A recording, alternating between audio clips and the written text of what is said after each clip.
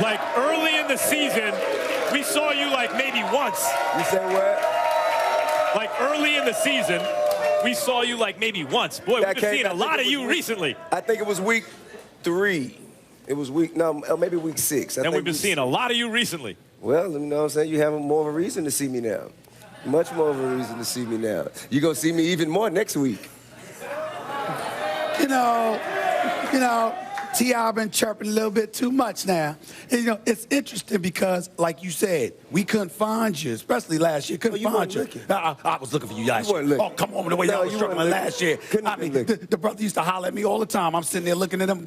I couldn't find them when they were struggling. But now here they are at the Super Bowl. Why are you so confident this team is going to win this thing right here this Sunday? Why are you so confident? Well, I mean, I just think that it's our year. I feel the energy in the air. The energy? I feel it. That's what it is? Yeah, it's energy. It's energy. It's energy. Right. I believe in energy. Me too. The vibe, the energy, the feel. I do. Yeah. I do. Right. I appreciate that, Molly Wood. I appreciate that. The energy on the part of your defense. What's your defense going to do against Tom Brady, man? I think the front four has to put an enormous amount of pressure on Tom. We have to come with some very, very executive blitz packages. You know, we have to come with, I think Vic Beasley going to have to get up through there, man. We're going to have to hit him a lot. He's going to have to hit him a lot and keep him on his backside in order for him to shake him up and not see down the field. Well, let's get right to it before we dissect this thing. What final score do you have that winning this game by T.I.? You just heard T.J. Ward, right? He said 35-17 Falcons. I mean, I love his enthusiasm, but you know what I'm saying, I think it's going to be a close game. Okay. I think it's going to be a shootout, but I think it's going to be a close game. You mentioned getting pressure on Tom Brady. Yeah. And the Falcons been blitzing much more in the playoffs than in the regular season, and it's been paying off. Right. But Tom Brady against the blitz, it does not get better than that. So you said you got to bring 4. Do you bring more? Do you blitz him, yes or no, in order to get that pressure, or do you just keep your fingers crossed that Beasley and these guys can get the pressure without a blitz? I mean, I think that with Beasley having the most sacks in the NFL, I think you can kind of count on him to get back there. I believe you have to let his reputation speak for him. This year, he's been going off. I will confess, I'm shocked that everybody's been talking about Beasley leading the league in sacks, 15.5. We know he's a monster. I'm shocked nobody's brought up Deion Jones enough. He's got playing your linebacker spot. He's got 165 return yards. He's got 3 interceptions. More importantly, he puts a hat on everybody that comes his way. Right. And he's a kind of guy that he deflects passes. He gets interceptions. He makes plays in short yardage situations that Tom Brady obviously is going to try to exploit. He could end up being the key, more so than Beasley. What do you say to that? I mean, let's not take away from the entire organization of the Patriots, the Bill Belichick system, which Tom Brady and the rest of the players all work within. That is the best in the history of the NFL. So we can't take nothing away from that. We can't do that. So whatever you can do to break down whatever their defenses are, whatever their strengths are, whatever you can do to break that down, you use whatever weapons necessary to get that done. And that's what we're going to do on Well, Sunday. I must confess, I mean, you make very, very valid points. And listening to your commentary and trying to dissect you over the last few weeks where you have been talking a lot about your Falcons, I said, let me go back to Tip and see the kind of stuff he usually brings up. You're very big on experience. You're very big on life experience. You're very big on professional experience. Absolutely. But it's amazing to me how that doesn't apply to you when it comes to this Atlanta defense filled with a bunch of puppies on it, 21, 22, 23-year-olds all over the place going up against Tom Brady. You've conveniently ignored that. Why?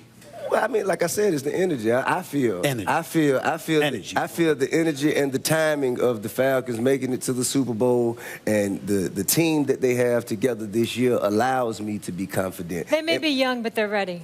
Ooh. That sounded much better when she just sounded much better. Thank you, man. Molly Wood just brought up Keith Sweat. Hey, listen. Yeah, on a serious note, though, you talked about the legacy, obviously, in New England. I mean, Boston, they have a parade nearly every year between those teams. What would this mean for Atlanta? It's incredible. It brings... What's your city saying now? I mean, my city's saying go. My city saying go. It's a green light. It's a green light in Atlanta. We all focused on Sunday, and everybody's going. Zone 1, 2, 3, 4, 5, 6. Everybody. Zone 1 through 6 is all standing. We all rising up. All love. So Stephen A. asked this question earlier, but when he doesn't ask it, I got to bring it up. It's a great question. Because if it comes down to a one-score game, it's the end of the game. Would you rather, this really speaks to how much confidence you have in your defense versus your quarterback, would you rather have the ball down the score, so it's in Matt Ryan's hands, it's in your offense's hands, or would you rather be up the score and Tom Brady has the ball in his hands? Now, let me ask you this.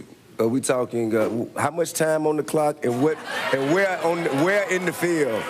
2 minutes. 2 minutes. 80 yards. Yeah, you got to go. You got to go 75 yards nowadays. You're under 25, right? Okay. I would go. You need a touchdown to win, not a field goal. Touchdown to win. I'm gonna go with Matty Ice. Even based on his history till now, you think he's turned a corner in terms of pressure play? I think that, yeah, absolutely. Does that have something to do with what's happened to him, or just the offense is better? He has the most. I think he's having an MVP season. Mm-hmm. Okay, so if it's one score, it's a one-score game, and you got to drive the ball down the field to win the game. Who better in the NFL to put the hands to put the ball in besides the MVP of the league? I'm gonna put the ball in Matty Ice's hand. Well, he hasn't. But number one, he hasn't proven himself on this stage. This is his first time here, so I'm not sure. You're right about that. Okay. But I got a more interesting question, and in all seriousness, I need your help on this because you know Atlanta. Uh-huh. You are Atlanta. Okay.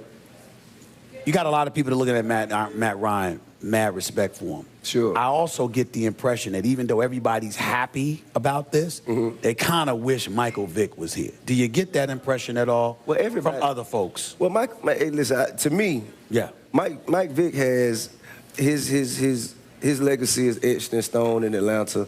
All of his adversities to the side. Yes. He's still the most exciting, impactful player that came. But is he loved? Absolutely. Right, that's why I'm asking. Absolutely. If you're asking me, right, and anyone that I have contact with, and anyone who I watch Falcons football with, right, we love Mike Vick as much as we love Deion Sanders. But let me be clear. I'm not bringing up Michael Vick because the whole dogfight thing. I'm bringing up the Michael Vick that threw the playbook in the trunk. You know, when he confessed that I'd say, in other words, when you're thinking about Falcons fans and they're talking about his excellence on the football, his greatness on the football field in terms of his athletic ability, the one thing that resonates with Falcons fans that I run into that have love for him, they remember him saying, I didn't take football seriously at that time. I'm wondering, do you think people still hold that against him, or you think that's long forgotten? I don't, because at least not Falcons fans. I believe Falcons fans remember more so when he led that team into in the Lambeau Field and beat. Well, what about the Matt Ryan question? Beat a young Brett Favre to go to the NFC Championship. There are some athletes, like if John Elway never would have won a Super Bowl, the next quarterback in Denver might have still had a hard time escaping his shadow because they love him in Denver, right? Vic never won a Super Bowl. Right. Matt Ryan might. Does he need to win a Super Bowl to be loved in that town, or is he already loved in that town? He's already loved. He's already loved. He's already been embraced. Yeah. I think he's proven himself.